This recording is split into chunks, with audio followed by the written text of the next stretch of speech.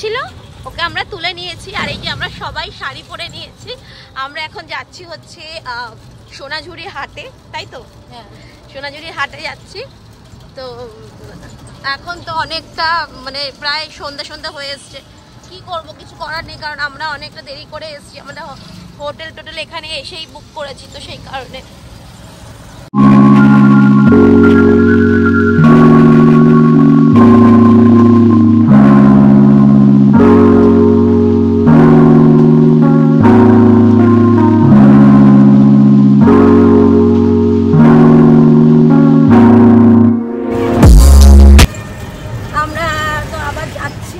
ওখানে যাচ্ছি সোনাঝুরি হাটটা দেখতে, যেটাকে কিসের হাট বলো দাদা?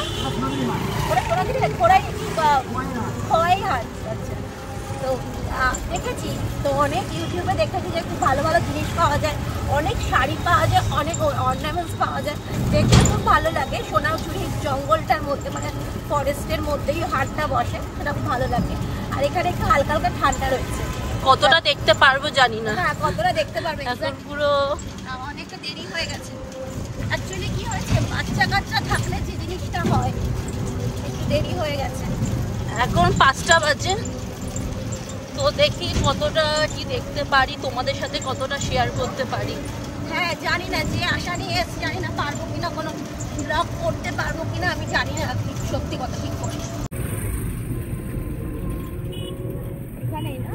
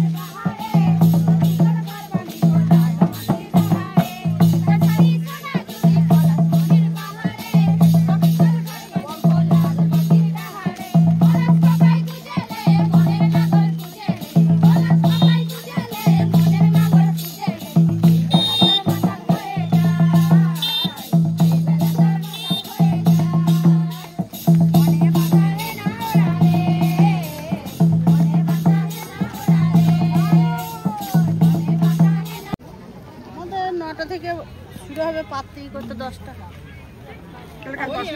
আগে বসে না কেউ, কারণ কালকে দুজনে চলে আসে। কোন কালকে নেবে নাকি? কালকে শাড়িটা ভালো, আমার আশা হবে কিনা তাই দেখ, শুধু অন্ধকারে কিচ্ছু দেখা যাচ্ছে না। হোটেলটার নাম হচ্ছে রাজমন্দির। হ্যাঁ, হোটেলটা কিন্তু খুব সুন্দর। আমাদের রুম একদম সেকেন্ড ফ্লোরে, আমাদের রুম।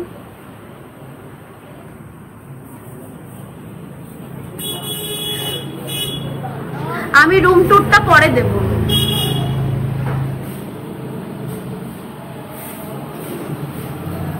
এই যে ওই দাদা আমাদের এখানে মানে যখন আমরা ঢুকেছি তখন উনিই ছিলেন।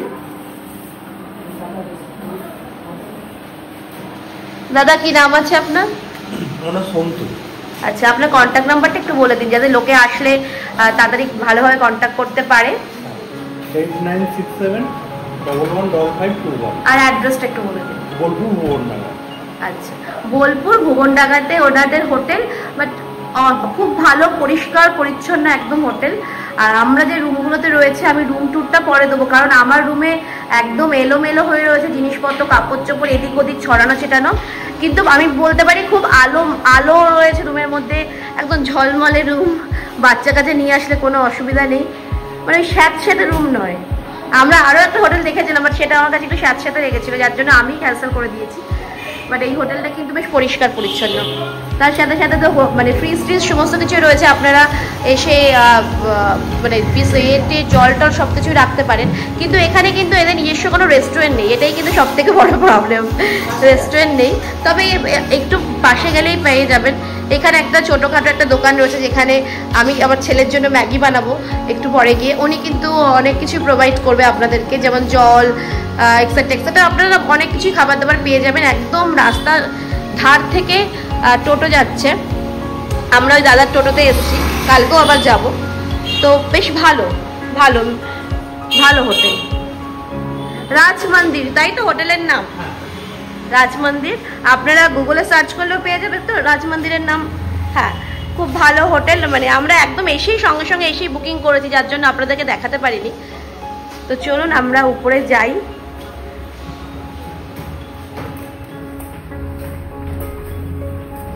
নতুন টাইলস, আমার মানে নতুন হোটেলটা, জানো তোমার? এই একটা একদম কিং সাইড বেড, মানে একদম 1 2 3 4 5 6 6 6জন তো থাকতেই পারবে। একদম খুব সুন্দর পরিষ্কার পরিচ্ছন্ন একদম। এই যে আমাদের হোটেলটা তোমরা দেখতে পাচ্ছ, রাজ মন্দির, একদম পিছনে, মানে আমার পিছনেই পড়ছে। তো এই হোটেলের অপোজিটে একদম ওয়াকিং ডিস্টেন্স, একদম মানে সেকেন্ড লাগে। তো একদম হোটেলের সামনেই হচ্ছে এই দোকানটা। তো এখানে বেশ, হ্যাঁ দারচিনি নাম দোকানের, আচ্ছা আচ্ছা, দারচিনি নাম দোকানের। এখানে সবকিছুই পাওয়া যায়, ডিম সেদ্ধ, কষা মাংস, ম্যাগি, ডিম টোস্ট, রুটি, কফি, সব এভরিথিং। চা, মানে যতটা বাড়িতে হয় বানানো যায় ততটা সবকিছুই বানিয়ে দেয়। তো আমি ছেলের জন্য একটুখানি ম্যাগি বানাবো, কারণ ছেলে একটু ম্যাগি খাবে, মানে ভাত খাইয়েছি ততটা তো খেতে পারিনি, তো একটু ম্যাগিটা বানাবো। ম্যাগি অলরেডি আমি বানিয়ে ফেলেছি, আমি এখানে নিজেই বানাচ্ছি।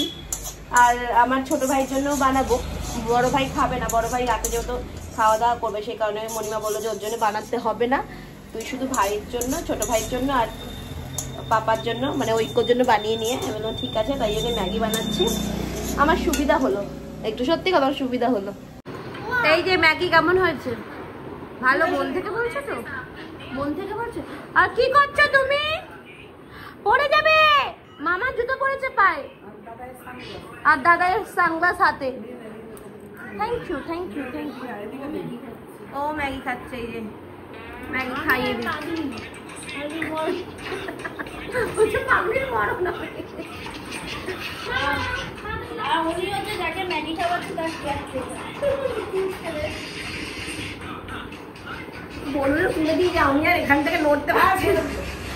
Good morning everyone.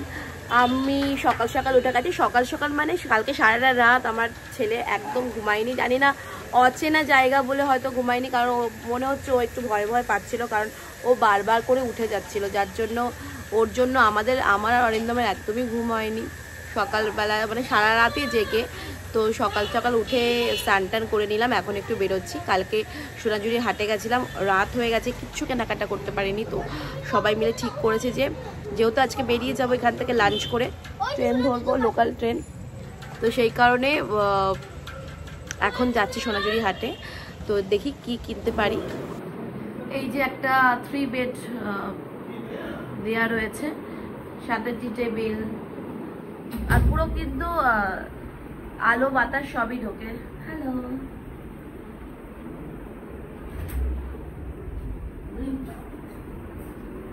চলো চলো চলো চলো।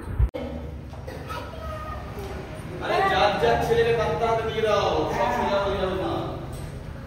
আমার মেয়েদের আমি দায়িত্ব দেবো, আর শোনাই তোমার ছেলে তুমি দায়িত্ব দেবো। ওনার ছেলে জানো দায়িত্ব দেবো, আর মা সবার দায়িত্ব ও মাকে, তোর মাকে দিয়ে মাকে নিয়ে খুব চিন্তায়। মেরে বলতে পারতাম পড়ে নাম